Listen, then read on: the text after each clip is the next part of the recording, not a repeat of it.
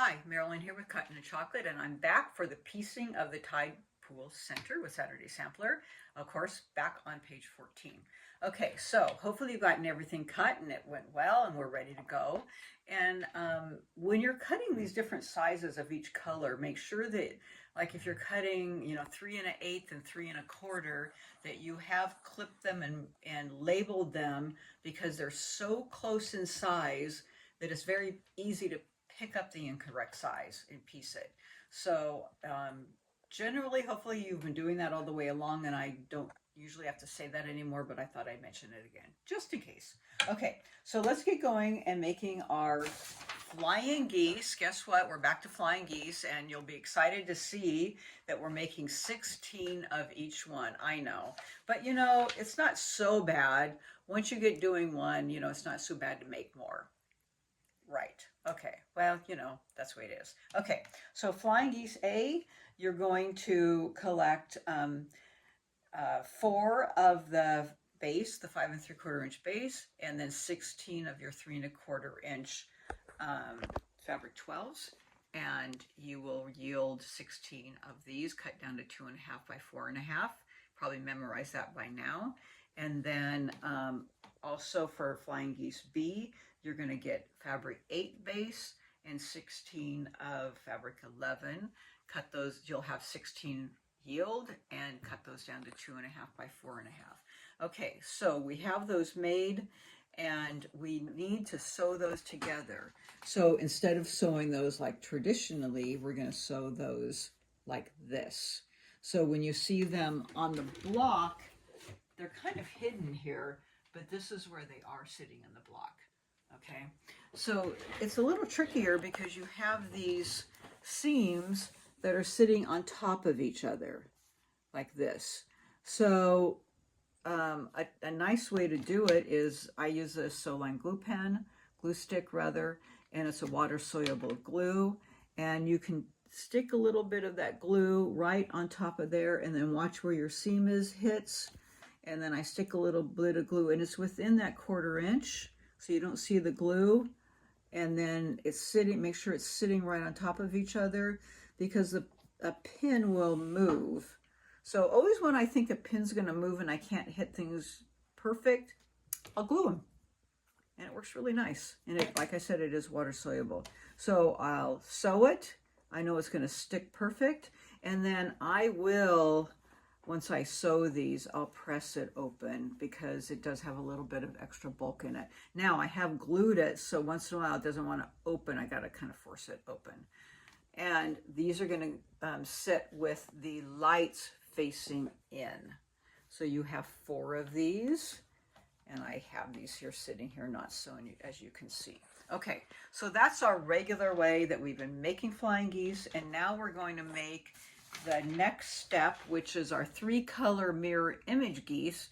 You're going to make 16 of each again, 32, but you have to watch because you're going to have these 2 different colors. They're very similar because they're your fabric 11 and 12s. The 8 is the base, but the 11 and 12, and like we've talked about, they're a close color. Okay, so you have 16 of each of your base been cut into a triangle. And when you're making these, I get them all set out. So I get 16 here with 16 of one color. I get them all set up so I don't mess it up. And then I get my 16, and then you're going to flip it with this color on the other side. But I just want to review how you sew this. So here is the setup. Make sure that you look at it and it looks like the picture, like a flying geese, not with, things going the wrong way, because that would kind of look like something, I guess, but anyways, it would be incorrect. There's, ways that you can figure out how to sew them incorrectly. Believe me, I've done it before. Okay, so how do you go about sewing this? You flip the first one and it matches the bottom exactly. If you can see that, the bottom point and the bottom point match. I don't like feeding it through my machine with that point. Sometimes it wants to just not feed through nicely. So I turn it this way where they're both matched up, and I feed it through there. I'm going to know to flip it the other way, but feed all 16 through at once. Okay, just don't do one at a time. Feed all 16 through. And then I'm going to set it down and I'm going to press it open. So this one I've done and I've pressed it open. So now I have the other color to do. Before I do that, I'm going to cut off this point so I don't have it sticking out. And then I'm going to set this one on, so I make sure I have it set correctly. And so I have all 16 set up here by my machine. And then I'm going to take this one, turn it over, line it up nicely, okay, and then turn it, and then run that through my machine. Of course, that points off, all 16. And then I'm going to press it open. And when that's done, it's going to be an oversized flying geese, just like my other ones. And then I'll turn it, and I'll use my wing clipper to cut it down. 2.5 by 4.5. Now you might look at my wing clipper ruler, and I don't know if it looks a little translucent on the video, but it is. And the reason is, and we've been selling these at the shop, this grippy non-slip coating, and I really love it. I've taken anything else that I've used to grip these rulers with, and I've sprayed actually 2 layers on it. And so I don't know if I have a regular ruler that doesn't have any grippy on it. I don't know if I have one sitting. I put grippy on everything. But a regular ruler slips around, and now... Just flip it over. Well, yeah, there you go. Flip it over. There it's slipping, and it's slipping on my fabric. And then with the grippy on it, I can set it on, and it doesn't move. So it's, well, it moves a little with fabric sitting under it, but it doesn't move on my fabric, so I can get it on, and it sticks really well. And so I've been really happy with the grippy. I put it on all my rulers that don't have any grip on them. And does a translucent bother it? No, I can, once I get it on the fabric, I can see it perfectly. So something to think about. It's really nice. Okay, so anyways, that's how you make your non-traditional flying geese, 16 of each, mirror image. So here is one with the green going, the 2 different colors this side and the 2 different colors this side. Once you do that, one's going to go on one side, one's going to go on the other side of all of these flying geese. Okay, and then you can see it right here. It's hard to see it because now it looks like an interesting block and you can't figure it out because you can't see the seams very much. But you do have to match up these points right here, precision pinning points. Okay, and it will show you right here that you need to do that. It needs to measure 4.5 by 8.5 when you're done. Okay, and again, if it's too bulky, you might want to consider pressing the seams open. Now, when I'm deciding to press seams open, I do take a smaller stitch length. So I typically sew at 2.0 or 2.25. When I turn on my machine, it's set at 2.5. So a lot of times that's a universal setting when you set your turn on your machine. So I do sew at a smaller stitch length. So I definitely would be sewing at 2.0. Now, if you make an error, is it tougher to take out? You betcha. But you want it at a smaller stitch length because now you're stressing the seam because you don't have it over, you have it open. And when you're quilting and you get a quilt stitch right through that seam, you don't want the seam to break open. So push it down a little bit so that you have a smaller stitch length. Okay, let's go to page 15. Now we're going to be making partial hourglass. So I'm going to push these aside a little bit. I have one finished in the middle here, but we're going to talk about it for a second. So let me get these out of the way. You're going to be taking the fabric triangles for units 1 and 2 as below. So you're going to be taking your fabrics 1 and 2 that you cut into triangles, and the first thing you're going to be doing is you're going to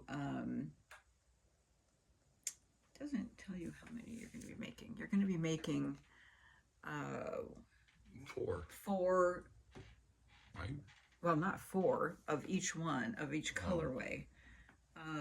8 total, 8 of each for a total of 16. So you're going to be making 8 of each with each color on here.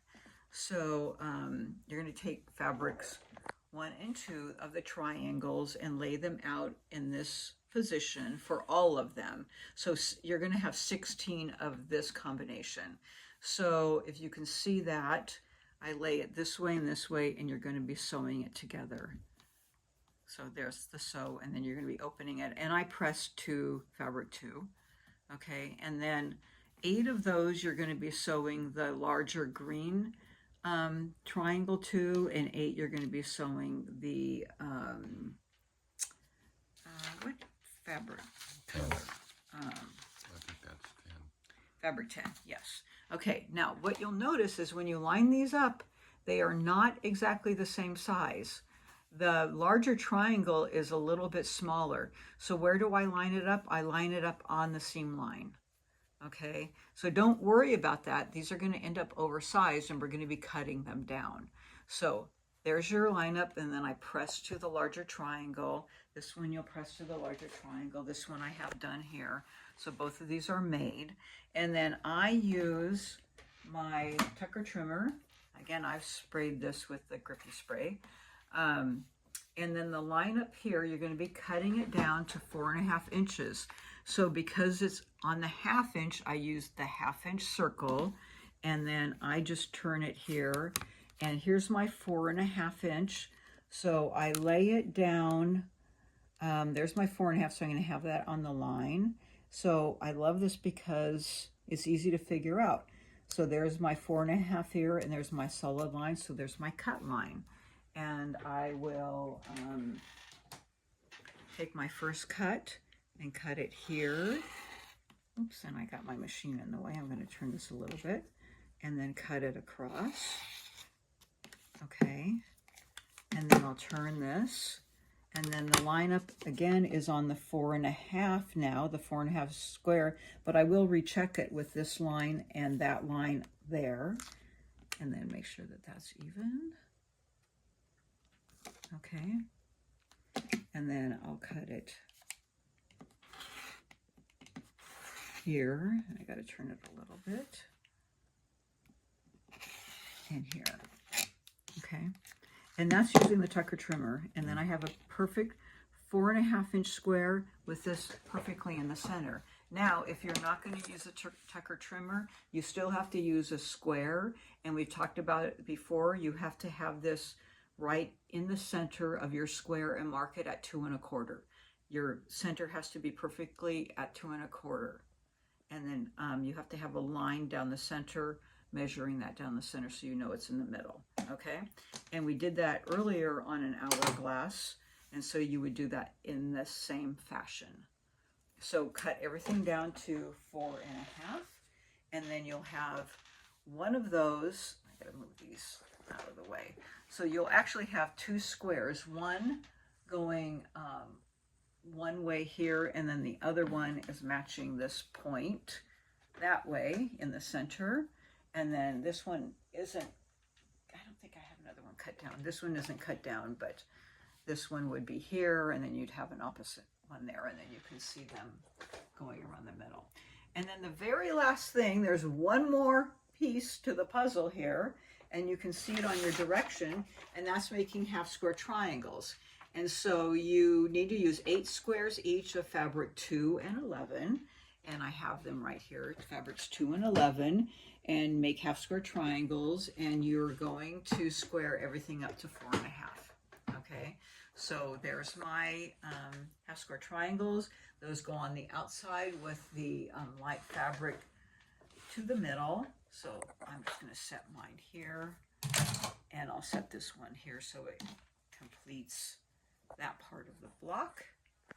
So there's part of the block, and you'd have your other square here, and then these would have this part of around, so you can kind of see this square coming together.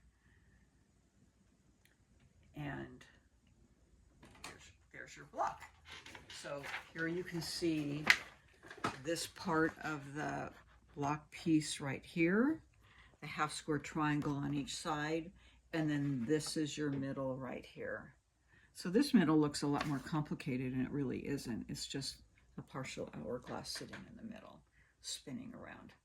So then you'll piece those like kind of like your 9 patch, elongated 9 patch. Okay, and again, block measure 16.5-inch raw edge to raw edge. Okay, so there we go with our floor blocks, and have fun making it. Pay attention to your size, and it should turn out perfect. All right, see you next time.